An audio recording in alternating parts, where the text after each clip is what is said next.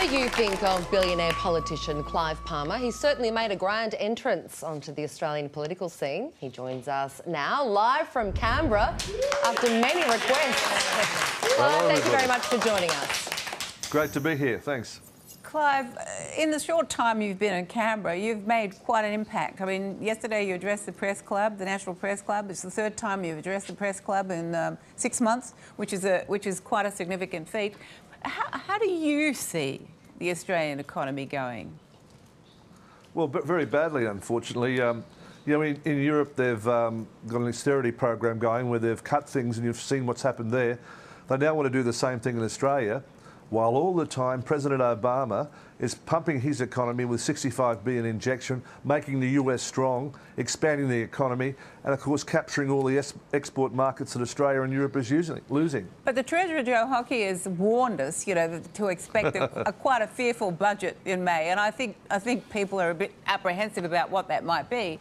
How do you read those warnings coming from the Treasury? Oh, I just think it's a beat-up. You know, if you have a look at the world, the most powerful economy, the best economy in the world is the United States. And it's been nearly over 50 years since they've had a surplus. Yet Joe has got everyone saying, well, we've got to have a surplus, we've got to balance the budget. Of course, that's not how the game's played in international trade, and Joe wouldn't know because he's been stuck in Parliament all his life. And Clive, you've kind of changed the way the game is played, I think, in politics. And I must say, I like your passion and enthusiasm, and you are very much a larger-than-life character. How are you finding Parliament House? How are you kind of finding people respond to you? Well, Parliament generally is something that's slower than the public service. It's been a wonderful enlightenment for me.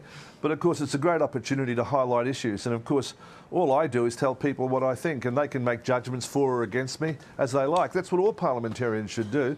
But instead, we've got parliamentarians on both sides of the House stuck in a party structure, too frightened to say anything because it might affect their careers or they're re-elected.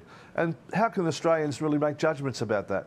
But Clive, how can Australians make judgments about you? You've spent, you know, you've bankrolled the entire LNP in Queensland for years. Then you had a personal falling out with them. You decided, you know, right, that's it. I'm going to break up with them. I'm going to start my own party. You bankroll your own party, which would be beyond the capacity of almost any other Australian. Then you form a deal in the Senate with a block of tiny little micro parties who did dodgy preference deals that no one saw coming. We've had Australia's #1 election analysis, Anthony Green, just give a testimony today or recently that this was not a result that people wanted to see, for example, in WA, where they've lost the ballot box. I mean, isn't this all just a bit of a circus? I mean, what do you actually stand for? Where is your consistent line on this?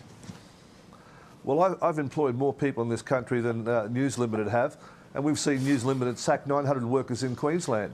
We've seen Rupert Murdoch involved in a campaign against me. Do you still think that Wendy Deng is a Chinese spy, Clive?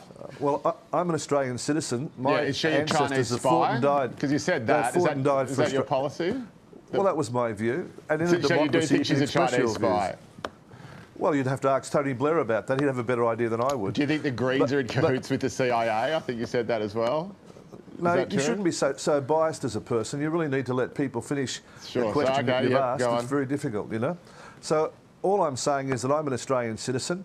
I lost my great-grandfather in World War I. I lost. We had 5 of us fought in World War II. My nephew, Squadron Leader Martin Brewster, was in Edifed in Timor. Yeah. I've got the right to stand in this country and to say what I think. Parliament's not hereditary, Clive. You get elected. You don't. No, as you have. I just it's said, not based on your pedigree. I've got the right to stand for Parliament and to let people to vote for me. And 50.3% of people in Fairfax voted to elect me. The largest swing ever since Federation of any politician. And you're still making fun of me because I'm a fat person. No, well, you said the AEC is a joke when it didn't look like you were going to be elected, and now you have been. I suppose the result's legit, is it? No, what I'm saying is that the AEC leave dead people on the roll. I don't think that's a good idea. What I'm saying is the AEC writes to every polling booth and says, regardless of the result on the ballot, they'll allocate preferences to Liberal and Labor. And I pulled them up on it and said I'd take them to the High Court, and they backed down. I'm saying it's wrong. The AEC should be impartial.